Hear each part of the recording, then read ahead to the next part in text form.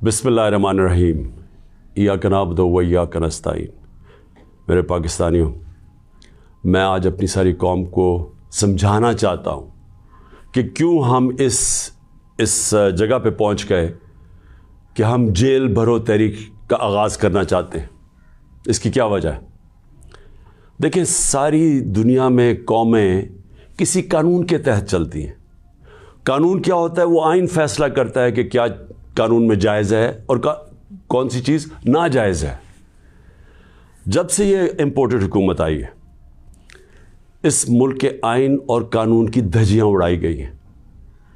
हालात ये हैं कि अदालतों की भी बातें, उनके अहकामात ना पुलिस सुनती है, ना ये रियासत सुनती है। मैं आपको मिसाल देता हूँ कि अभी हाल ही में जब ये इम्पोर्टेड हुकूमत भाग रही थी इस्लामाबाद के लोकल गवर्नमेंट इलेक्शन से, तो अदालत ने कहा कि फौरी तौर पे डेट दो, बल्कि उन्होंने तो कहा कि 48 घंटे में करवाओ। अभी तक कोई महीना होने लगा है तकरीबन, अभी तक इलेक्शंस नहीं हुए। उसके अलावा जिस तरह फंडामेंटल राइट्स, जो बुनियादी हकूक़, जो हमारा आइन हमें हमारे बुनियादी हकूक़ की हिफाजत करता है, हालात ये हैं कि लोगों को उठाया जाता है। कितने लोगों को, सोशल मीडिया के लोगों को उठाया गया, उनको तशद्दुद किया गया उनके ऊपर, सिर्फ इसलिए कि उनकी कोई ट्वीट थी, उसके ऊपर उठाया गया, तशद्दुद किया गया। अभी तक कई ऐसे लोग हैं जिन्होंने जिस तरह का तशद्दुद किया गया, अभी तक उनका ज़हनी तवाज़ुन ठीक नहीं हुआ। आज़म स्वाति, कौन सा आइन, कौन सा कानून इजाज़त देता है कि एक ट्वीट के ऊपर नंगा करके उसके ऊपर तशद्दुद किया जाए, और फिर जब वो फिर से उसको जेल में डाला जाता है और फिर उसको कोई 30 उसके ऊपर FIR कोई बलूचिस्तान सिंध में की जाती है।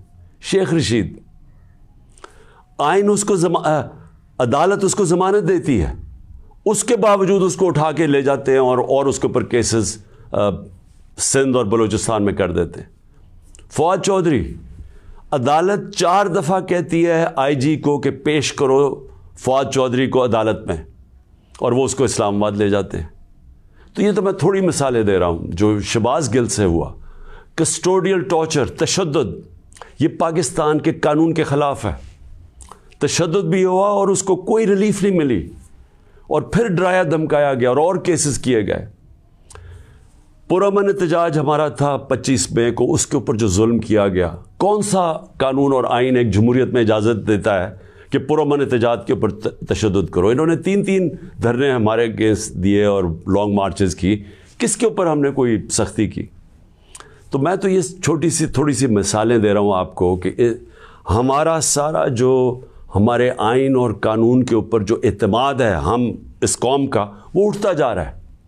और बल्कि हमें ये खौफ है कि जो अब आइन, जो जमहूरियत बेस होती है जिस आइन के ऊपर, और जमहूरियत के अंदर वाज़े तौर पे है कि 90 दिन के अंदर इलेक्शंस करवाने पड़ेंगे। हमने अपनी 2 हुकूमतें पंजाब और सिंध में क्यों गिराई, डिज़ोल्व की? खुद कोई ऐसे नहीं करता। हमने सिर्फ आइन को सामने रख के की कि हमें जब पता था कि 90 दिन के अलावा आप आगे नहीं जा सकते, तो हमने उसको सामने रख के इलेक्शंस की तरफ गए, इसलिए कि मुल्क एक बहुत बड़े बुरहान का शिकार है, एक पॉलिटिकल इंस्टेबिलिटी का शिकार है। और जब तक इस मुल्क में सियासी इस्तेकाम नहीं आता, हमारी माशत नहीं ठीक होने लगी। तो हमने कुर्बानियाँ दी 2 गवर्नमेंट्स की, जो तकरीबन 66% पाकिस्तान है, सिर्फ इसलिए कि आइन 90 दिन में इलेक्शन करवाता है। अभी तक कितने दिन हो गए हैं? 20-25 दिन हो गए हैं, अभी तक कोई डेट नहीं मिली। दोनों इलेक्शन कमीशन और ये जो 2 हुकूमतें, जो 2 गवर्नर्स हैं, उन्होंने डेट्स नहीं अभी तक दी, और ये सीधी पाकिस्तान के आइन की वायलेशन है।